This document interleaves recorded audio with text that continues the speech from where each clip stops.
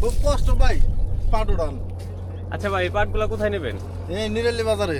নিরালি বাজারে নেবেন? বাজার ওই সাইডে কমে নেবো। ও, ওই যে কি পানি আছে? হ্যাঁ হ্যাঁ।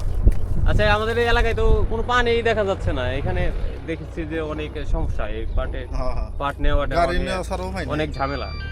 আচ্ছা, আপনার এই যে এই কয়টা খেপ দিলেন আজকে দিন? এই রেডি আছে সব কিনে নেবো। সবগুলো নেবেন? হ্যাঁ। আচ্ছা, আরো কি খেপ দিছেন? এই যে একটা সিমেন্টের খেপ দিছি। ও, শুধু একটা সিমেন্টের খেপ দিছেন? হ্যাঁ। আর এখন শুধু সারাদিন বয়ে খালি এইগুলো খেপ পাট দিবেন? নেবো, হ্যাঁ।